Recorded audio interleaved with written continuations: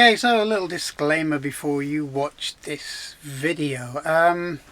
This video is based on reports and investigations of the time, and it is in no way intended to be a definitive kind of guide to what may or may not have happened in the course of the Second World War and with Germany. And it's not to get a dig in at anyone or to point the finger, it's just to give basically what happened and the reports of the time. And also, it's in no way meant to be a kind of slight on anyone or any people or any organisation or any culture, because at the end of the day, every single culture around the world and every single government has done things that they were really not happy with, or people weren't happy with, or things that they've tried to keep covered up and quiet. That is a given, and that happens all around the world. And I'd like to say that you know, this is not in any way a push at any culture, especially Germany, because I've had quite a good time in Germany. I like the German people, I like the country, and you know, it's nothing to do with that. And I can see why a lot of people within that country who all they hear is stories about the Second World War and what happened between 39 and 45 and so on, and I'm guessing the current generation are kind of a little bit weary of it now, be having the finger pointed at and so on. But this is not, this is pointing the finger allegedly at a company, and it's not at our German friends. Okay, so I hope you take this in the kind of spirit it was, because it's part of computing history. It's not part of German history. It's not part of the current kind of demographics of Germany or the people of Germany. It's just part of history. And don't worry, I will be doing some on both the British, American, France, Spanish, Russian computer era as we go along, and there's going to be probably a few things that we find that nobody likes or nobody really wants to admit to. So it's just part of the course. It's history, and history will always attend to itself. So this video is full of maybes, allegedlys and possiblys, and it's reports that have been written and are already out there. So let's have a look. Up until this point with our computing history, we've covered a lot of the greats, a lot of the good things that were done with computing and computers and the people that were kind of involved in them. But this is not so good.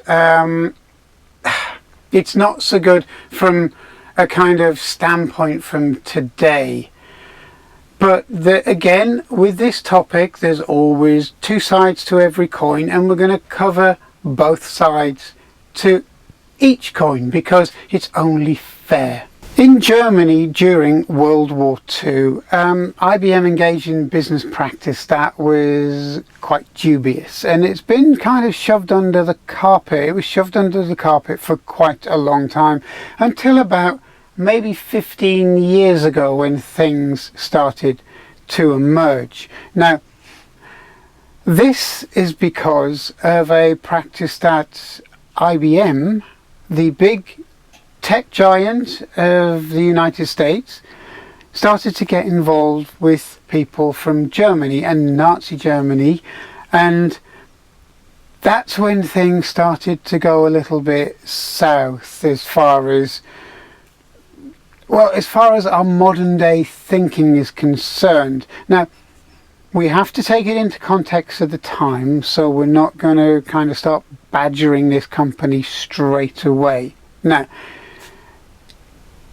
but it's something that really is part of computing history, so it really needs to be told. Much of the attention of this video really features an offshoot of IBM, and it was a German offshoot, and it was known as Deutsch Hollerand Maschinengesellschaft, and I hope I've pronounced that right, hopefully. But it was kind of an offshoot, and at the time it was based in Germany, and Germany at the time was being kind of ruled by the Nazi organization, basically. And you've got to think of the times before we dive in and kind of condemn anybody outright. But, and it's a big but, Die Mag, as it was known, was kind of tasked to tabulate people, and I'm guessing you know where this is going. And it was there to provide an efficient way of tabulating people, an efficient way of basically doing things by the number. And it's, looking back on it, it's kind of abhorrent. It's kind of something that we would never do today, hopefully. And it's something that most people would say as, what the, you're kidding, this actually happened. A company like IBM, an American company, got involved with the Holocaust. And that is basically what they did. Now, it wasn't the first time that this Hollerith system was used, because it was kind of used in Japan to help with relocation of its citizens, and it was used as a means of extrapolating data, such as, links to Japan, height, age, sex, and so on.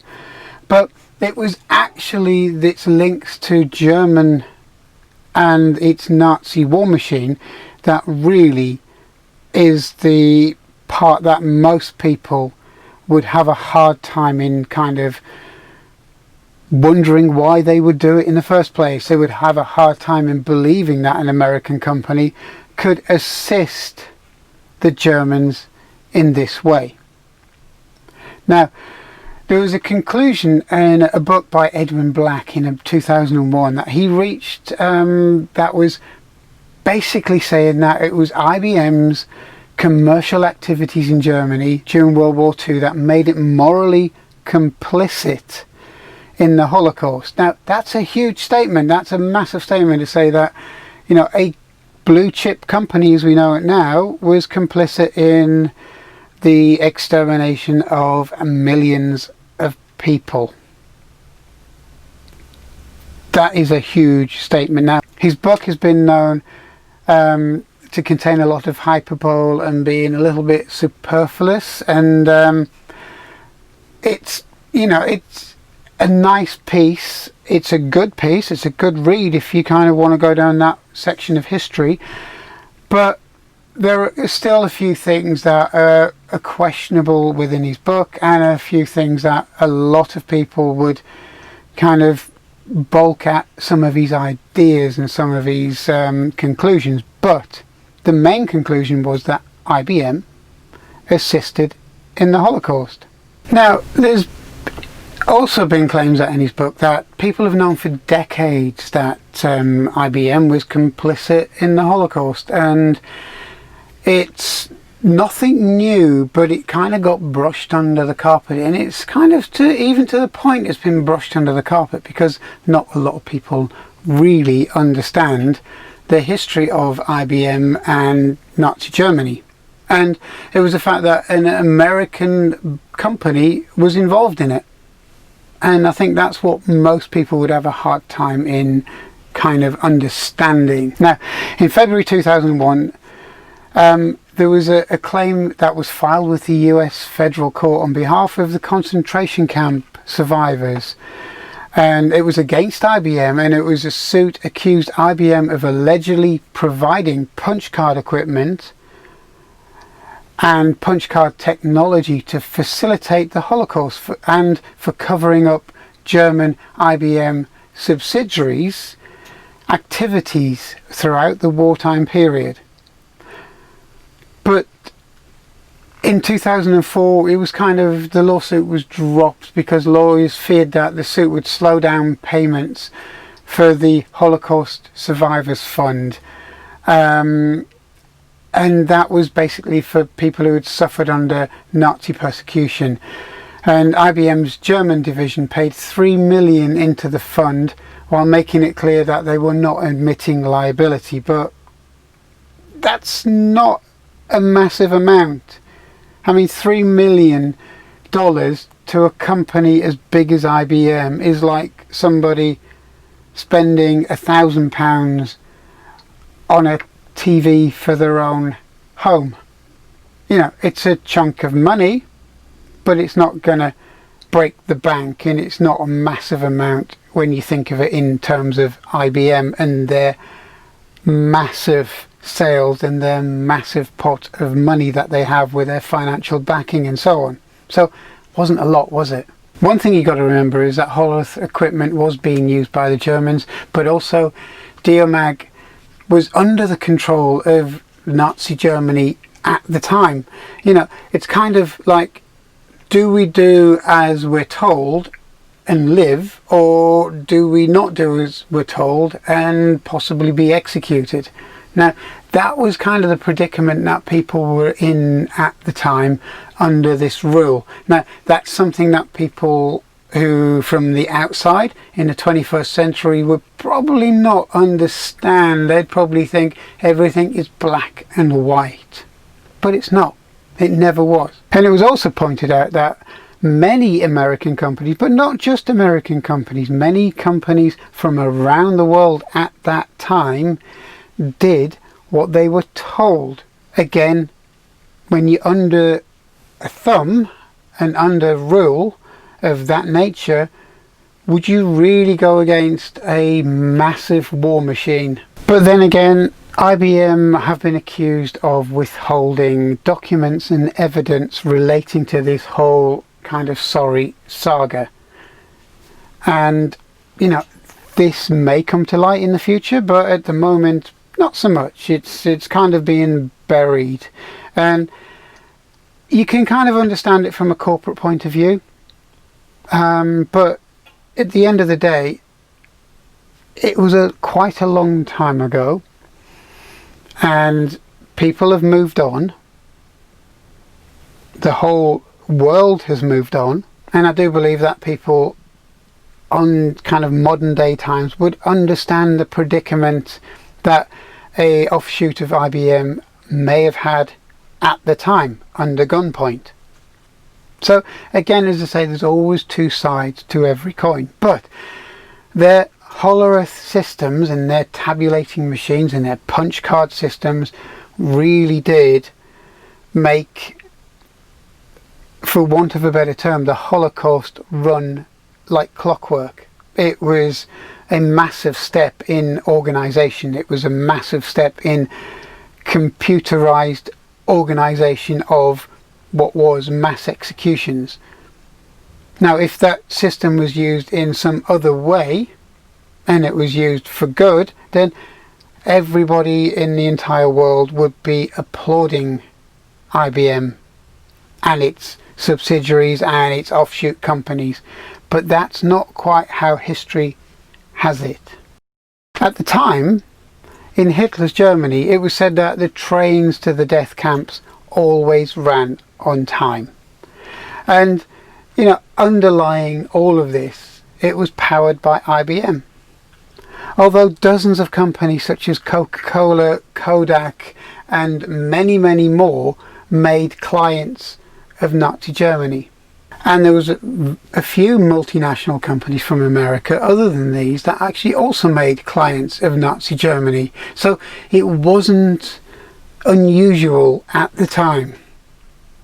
Maybe in hindsight they should have just closed the whole operation down, got their people out and so on, but that wasn't the way it happened. But the problem is they've been accused of not just selling the tools to do the job, but they were also accused of collaborating with the Nazis and helping them kind of design a systemic destruction of an entire race, which is what the Nazis were really aiming at.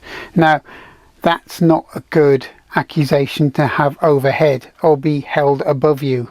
Now, other companies such as GM and Ford were often cited for manufacturing vehicles and weapons of war.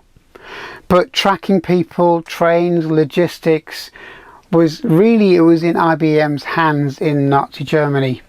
And in fact, the IBM Hollerith machine, a tabulating device that ran on punch cards, was an essential tool for executing the logistical challenges of what was known as the Jewish extermination during Hitler's regime in a world before computers or computer systems. Now imagine how different that would have been today with our desktop computers that were so much more powerful than these tabulating machines. But these tabulating machines were very accurate, and they allowed for improved productivity. But in this case, not so good. Now, the Holocaust had 6 stages. It was identify, isolate, exclude, seize assets, and then put them in ghettos. Basically then deport them, and finally the extermination side of it. Now, according to a researcher called Mr. Black, each and every stage of this kind of 6-part solution, as it was known, was kind of driven by IBM's machines. So it was driven by the IBM Hollerith machine, and they tracked, they tabulated, they tracked census information, and it was used to identify population sizes and populations across Europe. The machines were also used for the tracking of incoming trains and the outgoing of freight. It was also used to manage populations of concentration camps. It was used all the way through. It was a big deal for, you know, Nazi Germany at the time. Now, you've got to kind of clarify that it wasn't only IBM at the time, but it was companies such as GM producing war machines and so on. But, you know, they kind of did it to the nth degree, and it wasn't the machines that were at fault. It wasn't the tabulating machines, because they could have been used in just about any other form of the industrial world, and it wasn't the implementation of these machines that was the problem. It was the way they were being used, and also by whom they were being used. Now, if they were used in a factory, or they were used in a peaceful government for general censuses and for population audits and so on, nice, benign, just for statistics, then no one would have had an issue with this. And you can see why IBM wanted to shove this under the carpet. And, you know, in many respects, we don't really blame them for wanting to forget about this kind of this part of their computing past. But it wasn't just that. We had GM managers which were overseeing parts of the German war machine. They were actually overseeing manufacturing and so on, and it's very bizarre when you think about it and think about what really happened during that big war. And so really IBM wasn't alone in this. But what do you do when you're staring down the barrel of a gun? But one big thing that Ford and GM have done, they've tried to make better. They tried to make reparations about, you know, their past, and they've set up charities and funds, and they've done a lot of good since then. But obviously they haven't hidden from their past either, which kind of is a good thing, but it's, you know, not so good that they got involved with it in the first place. Now I'm going to read this out to put a lot of things into context, because you're probably thinking that IBM is bad, but it's not really. I mean, you've got to, again, put it all into context of the time, okay?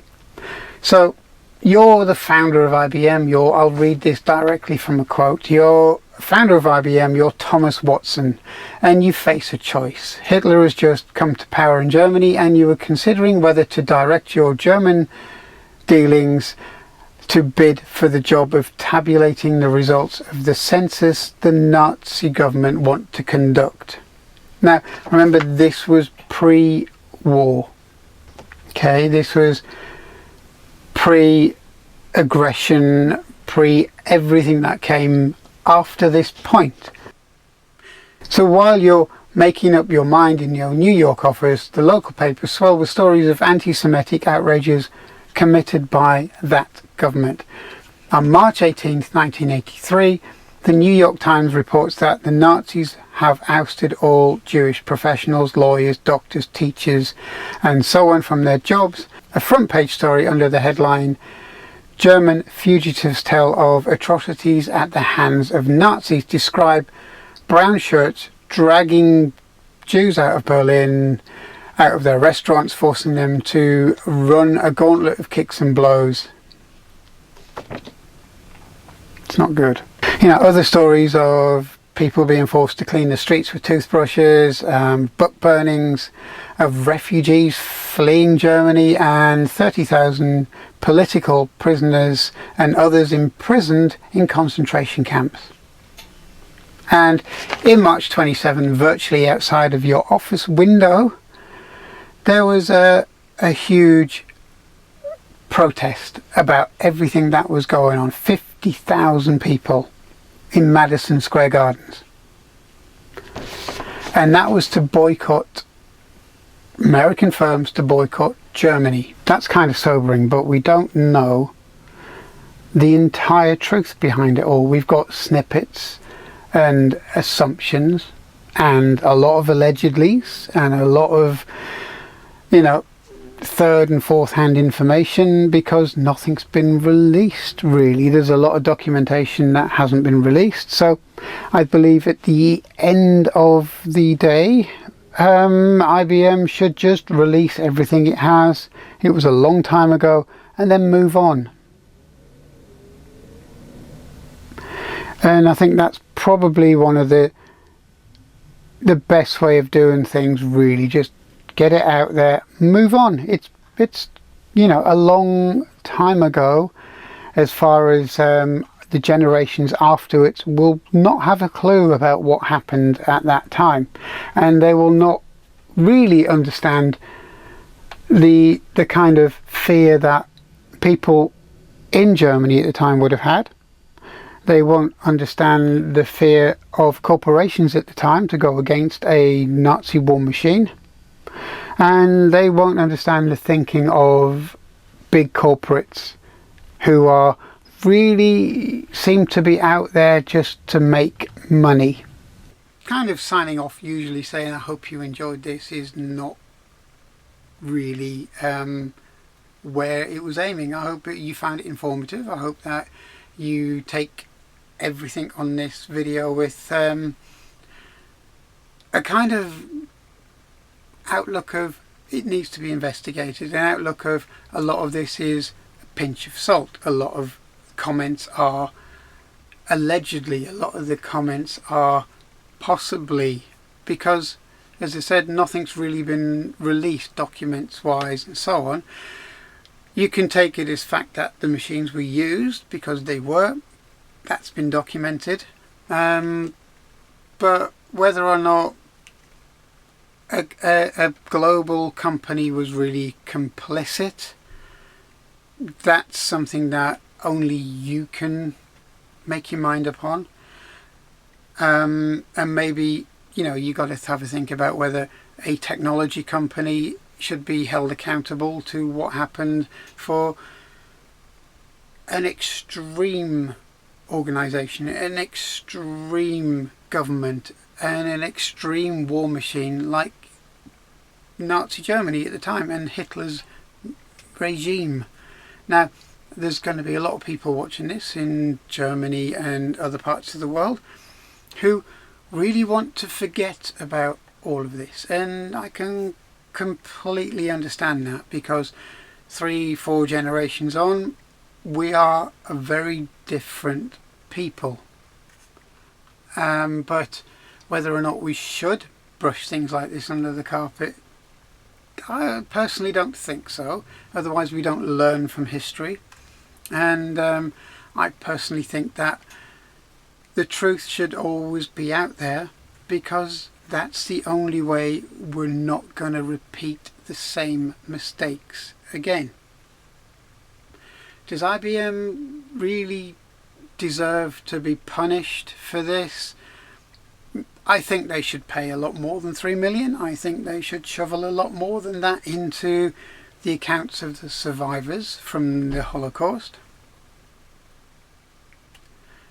That's a given. They should be paying a lot more for the survivors of the Holocaust. They should be shoveling a lot more money their way. But again, money doesn't solve everything. I think for a lot of people it's just the truth. And I think that's where we should be looking at. You know, you can just throw as much money at something as possible, but if it's not true and it doesn't work and you don't get all the facts and you don't get closure, then money really doesn't solve a thing. So thanks for watching this. This is a very different look at the computing history, and it's from the point of view of IBM. And I hope you'll join me on some less controversial issues within the computing history, but it was one that, you know, every technology, every industry, every government has its dark side, and I think this was possibly one of them. Okay, so don't berate IBM too much for really being part of something that happened nearly 100 years ago. It was very different times, and when you're under the threat of a gun, you do strange things. Okay, so thank you.